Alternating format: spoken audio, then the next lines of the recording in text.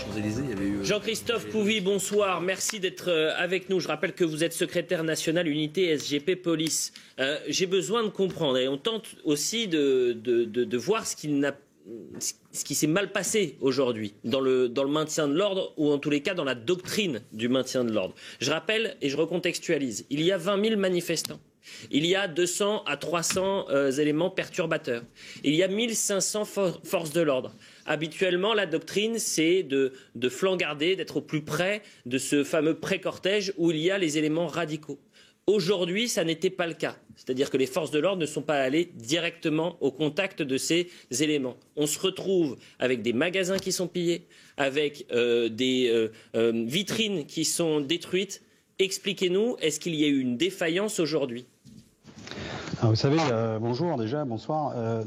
Je ne vais pas dire qu'il y a une défaillance parce que les policiers font leur travail et vous savez, ils sont aux ordres, notamment sur le maintien de l'ordre, du politique. C'est le politique qui a la main sur les ordres en maintien de l'ordre.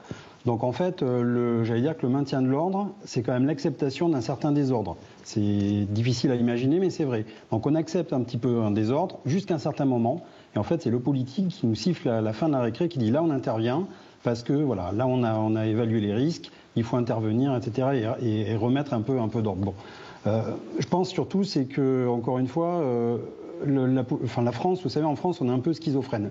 C'est-à-dire que d'un côté, on aimerait que les forces de police interviennent tout de suite sur des manifestants, et on sait très bien que quand on intervient, il y a de la casse, il y a de la violence. On n'aime pas les images de violence des policiers, mais n'empêche que nous, on est quand même obligé d'intervenir. Et de l'autre côté, on se sert de ces images-là pour dire que la police exerce une violence systémique et qu'on est tous des brutes et qu'en fait on n'a pas de cœur. Donc en fait, si vous voulez, on est toujours entre les deux. Et c'est le politique justement qui cible un peu le curseur. Donc nous, on est au milieu, on attend les ordres. Il y a une stratégie qui a été mise en place par le préfet de police qui a totalement la main effectivement sur ce service d'ordre.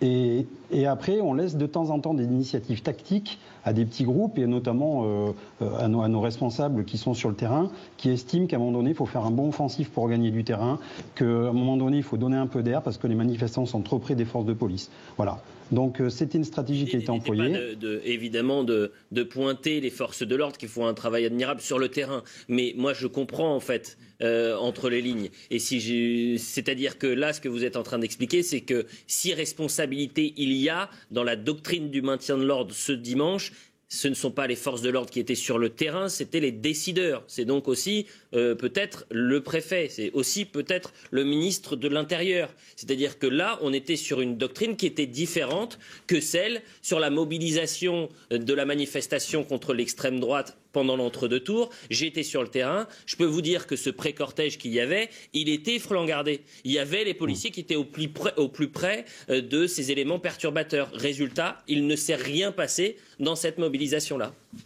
Oui, mais on n'a pas le même public. On a un public, j'allais dire, vous savez, l'extrême gauche, dès lors qu'on les flanque, tout de suite, ça part en vrille.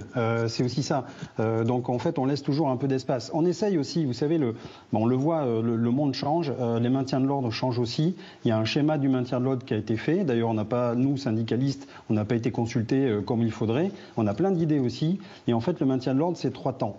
Le premier temps, c'est l'avant. C'est-à-dire qu'on doit effectivement, on sait qu'il y a des black blocs qui arrivent. Il faut qu'on fasse des sas d'entrée, il faut qu'on fouille les gens, il faut qu'on arrive à les interpeller avant qu'ils rentrent dans les manifs. Après, il y a le temps de la manifestation.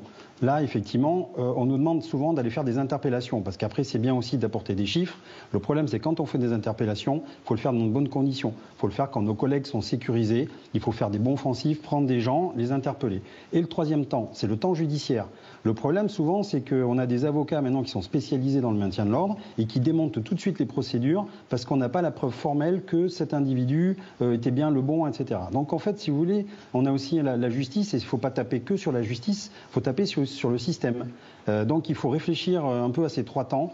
Et je pense qu'il faut faire une concertation sur le schéma du maintien de l'ordre. Et vous savez, ça ne touche pas que la France. Récemment, quand on voit des images en Suède, quand on voit la Belgique, quand on voit la Hollande, enfin, oui, on se dit que tous les pays, les démocraties, les anciennes démocraties, sont en train effectivement de se faire bousculer par des nouvelles méthodes. Et je pense qu'il faut vraiment faire une concertation. Le monde bouge et on doit évoluer dans nos techniques. Merci beaucoup Jean-Christophe Couvi pour ce témoignage. Retrouvez toute notre actualité sur videopolice.com, la chaîne YouTube d'Unité SGP Police.